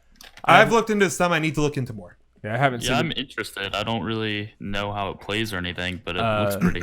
Okay, so it's going to sound bad. The gameplay looks pretty rough. Yeah. But the old game was janky as hell. I was going to say, it's in line with the original, but that's not the point of this game. It is role-playing as a vampire, and you have all these different vampire organizations that you can choose to be a part of that have their own history and like method of operation, and it's just a very immersive RPG. Mm-hmm. The only thing that hurts is potentially me getting it. Like, if I play this game, it's gonna be a long wait because it's supposed to come out Q1 next year. Yes. And Cyberpunk's right around there, and that's just Everything. giant. It is a crowded RPG field. Yeah. And then Final Fantasy and all that kind of stuff. I will be keeping an eye on this game though, 100%. Yeah, but the whole world with like a vampire underworld In Seattle. is so cool. It's such a unique, like, Mhm. unique setting. Okay, so I think before our game of the shows, we got our final kind of regular kind of topic thing that people may not have anything. Yeah, I have nothing. Okay, I so don't have anything. which game's showing unsold you on the game? Got one, Jacob? I mean, probably just Avengers, but that's not really surprising. And like, it remains to be seen how that's going to shake out anyways. Yeah, there wasn't really enough. Like, everything that like I saw that I didn't like, I was kind of already unsold on. Like, Yeah. Gears, we didn't even get to see gameplay, but it's like I wasn't sold on Gears, or I was already kind of not really excited about Gears. Yeah. And I could probably come up with a bunch of other ones like that. It's like I didn't like this, but I never liked this. No. It's like, Yeah, that's not what this was about. yeah. I got one. Dragon Ball Z Kakarot. Uh, So you did, but whenever we watched it, did you see more afterwards? I guess? saw It was like, gameplay yeah. shortly after a full thing. But like when we watched the trailers, like this looks really pretty and everything. It looks cool, but I still had questions about the open world thing, and the game seems to be just the most kind of simple open world thing ever. Just, you're flying around the world, which would be cool. You can meet characters out in the world and do kind of stuff that you can fish and all that, but it's like, Does it still feel low budget like a lot of the other games? Not necessarily, but it just seemed kind of basic. And when there's so many game like RPGs and stuff that are out that do this stuff, I know so much better. And the thing is, this game isn't really necessarily anything special as far as the story, because it's just replaying the Saiyan and Frieza arcs again. Mm-hmm. So Yeah. but it's supposed to come out early next year, so that'll be around like Final Fantasy 7 and Ori and all that kind of stuff. So that's a no-go. Yeah. So- Yeah, that sucks. But Okay, this last one will probably be pretty quick because we've kind of talked. Well, surely have talked about all these games already, but favorite games of the show. We kind of just go one by one. We can all just kind of nail them. Will, you go first? I mean, I would say Final Fantasy VII Remake is hell probably B1. yeah, hell yeah. And probably Watch Dogs Legion as well, just because they showed a lot of it. Yeah, that is fair. They both look really good. Unfortunately, they came out the same week. Yeah, that is unfortunate. Jacob? No surprise, Astral Chain. And then a special mention to Age of Empires 2 Definitive Edition. It's just an enhanced version of the game, so nothing really new to talk about with that, but gosh darn does it look good. Visually, it looks really Mm-hmm. good. I'm interested in trying it out. It's classic. Yeah. Okay, Darby? I don't really have any particular order aside from Final Fantasy VII number one. Man, that was like Kingdom Hearts for me last year. It was like that was like a no doubt thing. There's like nothing else could have done anything. But I also have Tales of Arise, which is kind of cheap because they didn't really show very much. But I just thought that trailer, they did a great job. Also with, I like the decision to not have audio, to like just look at this thing. It's amazing. And then I also have Cyberpunk 2077. But honestly, I think Fire Emblem and Link's Awakening should probably be the two that are up there with Final Fantasy VII Remake. Not that I'm more excited for them than Cyberpunk, but if we're talking about just games of show, like what they showed at E3, I think Final Fantasy VII Remake, Fire Emblem, and Link's Awakening all had, like, I watched the gameplay of all three of those, and I'm like, I am so sold. Like, I have no doubts that these games are going to be Darby, great. I'm ashamed of my words and deeds because when I made this, I kind of forgot about Link's Awakening by how excited I was. I'm adding this now. Yeah. So yeah, here are my favorite games. I got Link's Awakening on there as well. That's hype. Obviously I'm a huge Zelda fan, so this makes me feel all warm and fuzzy. And you never played Link's Awakening either. Nah. Yeah. So I'm hyped for that. I got Final Fantasy VII Remake on here. The game just looks great. Cyberpunk 2077. I know we didn't really get to see gameplay. We saw a gameplay trailer and enough stuff, and just impressions from people describing the gameplay just has me hyped enough. Even just hearing like Easy Allies talk about Cyberpunk 2077, that's how starved I am. I'm just eating that up. I'm like, oh my god, it just sounds amazing. Yep. And Fire Emblem Three Houses, I feel like this is good. if it continues the way it is, and then you're gonna be like, why aren't people talking about this game? There is a like shameful lack of hype for Fire Emblem. Yeah, Darby and I are hyped beyond belief. Everything they keep on showing gets us just more excited for it. But yeah, stuff like that. And of course, Psychonauts 2 trailer was awesome. I'm kind of excited for the Double Fine with Microsoft in the future, because then just even with finishing Psychonauts in the future, they have financial stability from now on, so that's great. And the gameplay demo I watched was amazing and got me really hyped. I just wish it was coming out this year. So yeah. Boop. So that's all of our categories, guys, but we're not done. We're not done yet. We have our E3 betting special results show. So Spectacular. let's get into it. So it sounds like a good time to use the bathroom, doesn't it? It sounds like Yeah. a great time. So yeah, mark it in. We are back. We are going to do the results. So let's get to it. So I'm just gonna. This is the way we normally do it, because normally they just don't happen. I'm gonna read the final bets.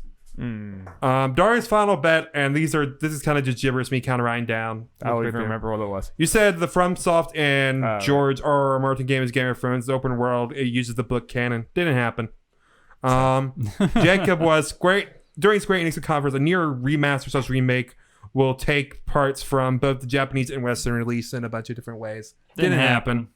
Will said the Storm Software and George R. R. Martin game will be a Marvel Wolverine game, which is a spiritual successor to X-Men Origins Wolverine. That happened, I right? applaud your creativity. I do not remember that at all. None of that happened. So let's get into the stuff that matters as far as points go. Okay, so for the first round, the yes or no. So the way this worked, if you got the correct answer, you got a point. And if everyone said yes, there was a second version of it to decide who actually got it. The points. Everyone said yes, which didn't happen too often. Should we be keeping like a running tally or something? I got stuff at I the was end. trying to do that here, yeah. Okay. All right, go ahead, Jeff. Sorry. First one. Will Rockstar's new game be revealed? Darby said yes. Will said yes. Jacob said no. Jacob's the only smart I was one. right. Yep, it didn't happen. The only realist among us. Yep. I mean, if you say no to everything, then you're gonna be right sometimes. Yeah. Number 2. Will Square Enix's Avengers game get a release date? Darby said yes. Will said yes. Jacob said no. Not this time. See what I mean? It did. Number 3. Will Monster Hunter World get a new crossover? Darby said no. Will said yes. Jacob said yes. It did not, as far as I know. Yeah. Yeah, I pretty certain did. I about did that this one. 2 nights ago. As far as the results go, I was like, I'll change this if they happen to announce something. Yeah. That was like the only No, they one just- that's like could change. Yeah, they've just been showing off a bunch Yeah, of they showed Iceborne stuff. Iceborne, but Number 4. Will Halo Infinite be a significant departure for the franchise? Everyone said yes. But we don't know. Yeah. know. I'm not even going to read what you guys They said as the say it is, qualifiers. Yeah, they didn't show anything, so we do not know. So no one got points for that. I mean, I could have given you all a point, but it doesn't matter anyway. That's points all around or no points all around. Whatever. Okay, number 5. Will we get a release date for Final Fantasy VII Remake? Darby said, "Yeah, at that, boy." Darby. I Fanboyism was appreciate how paying you off. how you put it in there. Yeah. Will said nope. Jacob said nope. The answer was, "Yeah, Jeff, boy." can you believe these non-believers? Yeah. Negative Nancy's over here. Wow. Will Ubisoft announce a new project with Nintendo? Darby said no. Will said yes. Jacob said yes. Darby's the only one who got it correct, because that did not happen. Yeah, Conference it was the Tom Clancy's Ubisoft conference. Yep. Yeah. No room for Mario and Tom Clancy's universe. Will a game / series that previously had association with Sony be at Microsoft's conference? Everyone said no. That was correct. Nothing. Even if I tried to stretch any of it, I couldn't. Yeah. Will any major Nintendo game see a delay into next year? Darby said no. Will said no. Jacob said yes. It indeed happened with Animal Crossing. Yeah, that was a big one. That was a big one. That was a gamble, but Yeah. I did not think that was going to pay. Yeah, off. we didn't even have to do the whole thing of, was that a major release? Animal Crossing, the major release. Yes. No question asked. Sure. Will Microsoft announce a new studio acquisition or acquisitions? Darby said yes. Will said no. Jacob said yes. Sad. They did. They announced sad. Double Fine, baby. Yeah. Number 10. Will Super Smash Bros. Get a new character announcement? Everyone said yes. Darby Jon Snow. Yeah, Darby said Erdrick. Will said Jon Snow, and I'm disappointed, honestly. and Jacob said Dragon Quest boy. So all the boys. Technically, Erdrick wasn't the character. So I'm joking. I will fight you on this table. No, I didn't have the qualifier say if there are multiple character announcements. As long as you got one of them right, that's fine. Erdrick's technically announced, no matter how I put it. I will be able to load up my Switch Dragon and Quest play Hero. as Erdrick. So both these boys get a point. So the tallies after the first round: Darby has 7, Will has 2, Oof. Ugh. Jacob has 5. I'm the worst. Now the halftime bets. Okay, let's see. The boss wasn't pleased with the results for some of these. Oh, no. Yeah. Didn't please the boss. He went ahead and killed the people who were involved. Oh, God. Reggie's dead. Wow. Oh, no. Will Reggie Ah. reveal himself? Everyone said no. No Reggie. Shame. Well, he can't reveal himself if he's dead. Well, it was after the time limit was He'll up. never reveal himself again. Exactly. His body is not ready. Is ready for the grave. Will we see Starfield or Elder Scrolls 6? Everyone said no. That's correct. Will a new Fable game be announced? Darby said yes. Will said yes. Jacob said no. It did not happen. Will Goku reveal himself at Microsoft's We conference? all didn't believe. Yep, everyone said No no. one's believers. He was there. Don't doubt the Goku. Will Bethesda apologize for Fallout 76? Darby said no. Will said noper. Jacob said yes. They did not apologize. Okay, well, changing this 1 point changed the outcome. You can't spoil that yet. We'll see at the end. We can No, circle. because I- Do you want me to We'll circle back to this. Do you in guys a- want me to filibuster this entire podcast? I will go Mitch McConnell here. I'll upload, No, it will not change the All results. right, then I'm not going to waste anyone's I'll, time. I'll upload the 17-hour podcast. My argument basically would have been, just in brief, that I did write yes and no, and I clarified what that meant.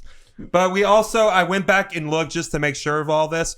We did pretty much agree that since this is pretty a binary thing, that your answer would be yes.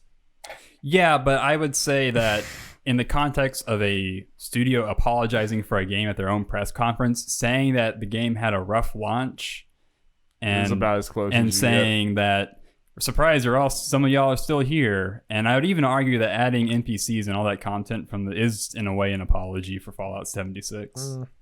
I think it's fair. It's a fair assertion. I think he makes good points. If you wanted Todd Howard to come out and say, I'm sorry for Fallout 76 and like beg for forgiveness while Pete Hines is behind him checking out canvas bags, then you should have specified that. Canvas. But No, that's not our one. I was going to be very loose with it. I didn't feel like even in my loose terms they did that. I think I was going what to we make jokes got- about what they did, and I figured... You're selling me and Will, but we're not the person that. yeah, that but if has it to be doesn't change sold. the outcome, then it doesn't yeah, change the outcome. it doesn't matter anyway. But that was my argument essentially. I was gonna say like we should, if it did come down to it, that we should present Olivia with this, who like knows nothing about any of this, and not tell her who was on which side of it, and just say, "Hey, do you think this man apologized?" But we don't need But you're like, but he didn't say sorry.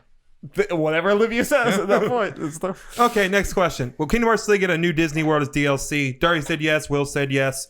Jacob said no. Did not happen. We got a DLC trailer. It was weird. There was no sound. Wow. Yeah, No it was bad. Disney It was World. weird. pretty bad. Will George R. Martin reveal himself? No. Everyone said no. Did not happen. Shame. Yeah, Will the Quiet Man reveal himself? Everyone said no. Didn't happen. I'm sorry. it's sad. No sequel to the best game of last year. Will the protagonist for Watch Dogs 3 be too cool? Everyone said yes. The answer is yes because Helen is the protagonist. I mean, that's knew what, it. whenever me Pretty and Will cool. were on stream, he was like, "I don't know, we have to wait for Jeff." I'm like, "No, we don't. Did you see the granny? I mean, come on." Yep. I will quit this whole podcast and channel if Jeff doesn't think Helen's cool. Darby, you knew I'd I know. say it was. Will Banjo and Kazooie reveal themselves? You We didn't motherfuckers believe. all We said didn't no. believe. It happened. Let's go. So happy you were all wrong. So the points you all got from that: Darby got 6, Will got 6, Jacob got 7. So Oh, the total gosh. scores after the second round. Gonna hide this a little more now since the final results on it. Are Darby at 13, Will at 8, and Jacob at 12. Oh, Close. neck and neck. I don't think I did too great on the numbers because I usually don't. Neck and neck. So. Yep. So the way the numbers work is, everyone puts numbers. The closest person gets 2 points. The second close person gets 1 point. The third person gets none. If two people put the same thing and that is the closest, the other third person gets nothing because they're technically the third farthest. Yeah. So hint, hint, that happens. Yeah, y'all were the two that Yeah, we got picked the same this time might instead come of to last bite us year. in the ass in this Let's see. round. So. Okay, so let's get started. How many new IPs will we see announced during the conferences? This one.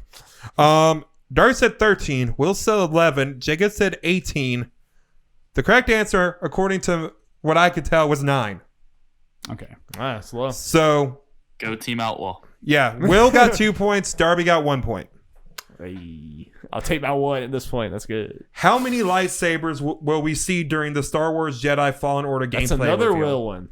I believe. Yeah. Darby said 3. Will said 2. Jacob said 12. The answer was 1. Will got 2. Jacob was really close. Who to knows be fair. what could have Yeah. happened? So Will. That's got, one of those, like, it could go anyway, and that's kind of fun. what was the point distribution? Just 2, 1. So 2 for yeah, Will. podcast. Yeah, remember. yeah. Darby, Two for Will, one for me. How many deaths will we see during the Nintendo Direct? Darby said 5. Will said 30. Jacob said 1. Bloodthirsty baby. See, The answer that I counted, and this is off, but it doesn't matter, was 70. yeah, because I wasn't thinking of like every single enemy Link would defeat in the trailer. Yes. Oh no! Yeah, I was trying to think like where did all these Yeah, come I was from? thinking like Pokemon getting serious, defeated, intense- smash, people getting smashed off, and I specifically did when I saw they did go off the screen. Stuff like Crushed that. it, baby. It quickly got to Will being run, but for the sake of, completeness, I went through the whole thing. Oh wow, Jeff. I respect that. Will's killing it. And Will's making the comeback. Yeah, I'm a so- little I got scared. those numbers, baby. I'm a So little- yeah, Will gets little 2 scared. points, Darby gets 1. Okay, so next one. How many double jumps will we see during Microsoft's conference? This would be interesting. We have curious. Darby at 3, Will at 2, Jacob at 2. The answer I found is 2. Oh no! Damn. One during Psychonauts Damn. and one during The Yes. Legend of Right. What is that? The scrapbook the one. scrapbook thing. Yeah. Those were the only times I could tell were discernible like double jumps. No. Star Wars double jumps. It was a story trailer No. anyway. It was not gameplay. And I kind of gave you the Psychonauts one because I know the game. It kind of was like mid double jump, but I know the double jump animation. Hell yeah. So Go team. Will and Jacob get 2 points. Darby gets nothing. that hurt. That hurts. How many new first parties, in other words, Microsoft Nintendo published games, will be announced? Darby said 7. Will said 4. Jacob said 8. I counted 4. Okay. Yes. Damn, Will. Will's making a comeback. I'm getting scared. You know what? Because I don't want Darby to win twice in a row. So you go, Will. So Will got 2 points. Darby got 1. Hey, Will has won more than me. I know, but no one. You don't become the Patriots. No of one this deserves all podcast. that power. How long will the Cyberpunk 2077 section be during Microsoft's You conference? got this one. Darby said 4 minutes 11 seconds. Will said 16 minute 48 seconds.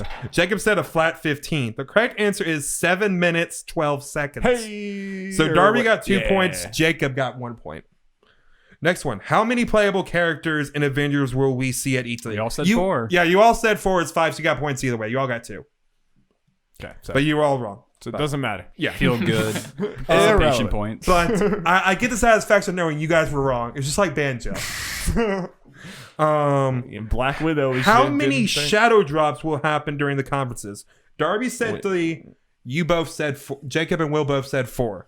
I counted 6. I might have missed a couple, but Yeah, Did there you was- include Will's engagement? Because we agreed that we're including. yeah, Will's I did engagement. include that. But at that 7 point, it was then. kind of they would have won anyway. Yeah. Awesome. So, But me and Jeff I agreed planned that Yeah. we're counting that. That's it was an E3 so shadow Will drop. and Jacob get 2. Darby gets nothing. Yeah, I'm not feeling good anymore. How many will die during Devolver Digital's conference? Darby 2. said 5.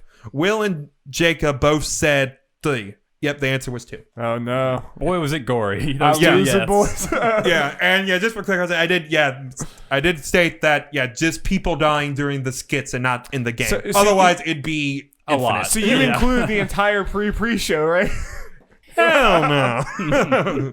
I'm pretty sure no one died, but people probably came close. Yeah, so Those again, were like real deaths, probably. They came close. Will and Jacob got 2 points. Darby got nothing. Yeah, I'm not feeling good anymore. It's not happening. This How year. many times will I do the thing where I get excited and grab the person There like was a people next lot. to me doing So And then many. Nintendo. And I'm pretty sure he did like one for me like, during Final Fantasy VII. I'm pretty sure he like Yeah, grabbed and me. also just before I say the numbers and all that, I didn't count like me doing Darby multiple times like doing Banjo. I just kind of as one. Yeah, that's fair. Darby said 5. Will said 7. Jacob said 7. The answer was 6. So you Oh. all got 2 points. Okay, that's good. That's I like good, that better than. compromise. Nice.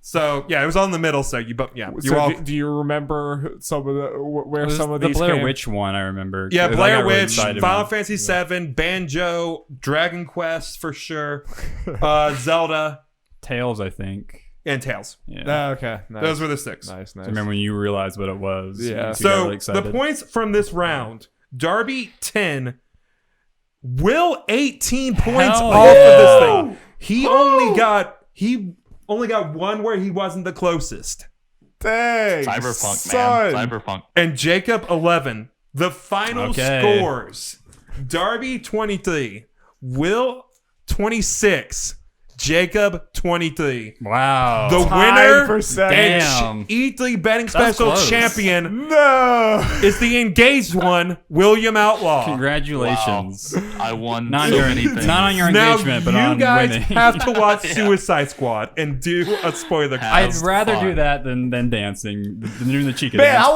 I'll do the Chica dance. Fuck it, man. Let's Well, do if you it. haven't seen this, you need to watch it because it's I a will little, it's a watch little much. It's a little advanced. All right, that was it was gonna be a bad Chica dance. Oh yeah. I was worried there because like when I was doing this, I kind of did it in order, and obviously the number were the last ones I did. I was like, oh no, Will's not looking so hot. And then I kept on No, doing it. It's yeah. like, damn, Will. Will, comeback. that was Spot on. comeback. Good lord. It's funny because I was doing like the yes or no on the sheet of paper while we were talking just a little bit ago, and I was like, "Oh man, I'm way out of this. I did terrible." But I guess really good. Oh god. He's too excited. You turned into a robot for a second. Yeah, I like the number things because it's the craziest one normally, and it's a good comeback.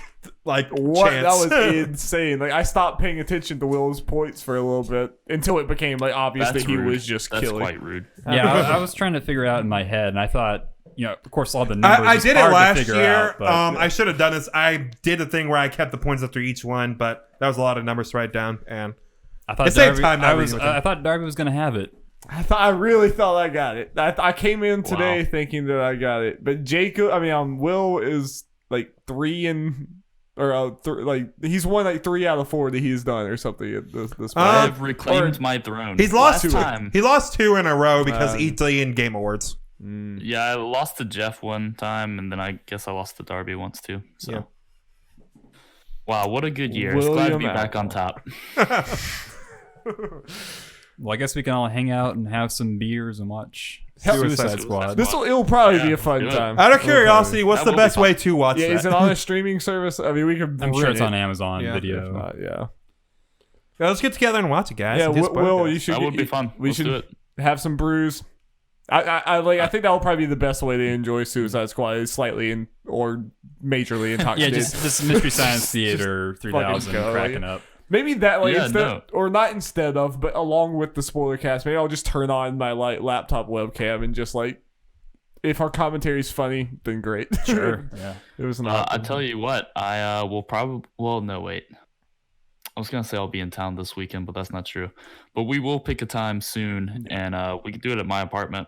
Have a nice spot. And we can do exactly that. My Okay. house is also open. Sounds So, good to cool. me. Cool. Man, what a comeback, Will. I was getting so excited about the Chica dance. I thought this was gonna be great.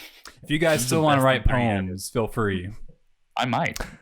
I don't know about that, but I'll do the Chica dance. All right. Well, thank you guys so much. Will, you can go watch your soccers or whatever it is. The soccer, yeah, that's it. Thank you. Darby's mad. He's throwing things now. I wanted to throw I was gonna throw that bottle after I won, like in celebration, but now it's nothing. Thank you guys so much for joining us. Stay tuned for the Nerds of Edge Gaming podcast in the future. We will continue talking about E3 and go watch all of our reactions at youtube.com/nerdsatlarge. Lots of good stuff, especially old Jeff's banjo. The dream came true. Banjo. All right. You reaction grabbing motherfuckers. Trying to get them clicks. Man, I like Let's see, literally, I know, it's me and fine. Jeff like embraced gotta at do. some point during the banjo. Have you I think. watched it? Yeah. I saw it. All right. Goodbye, everyone. Bye bye. All right. See you guys.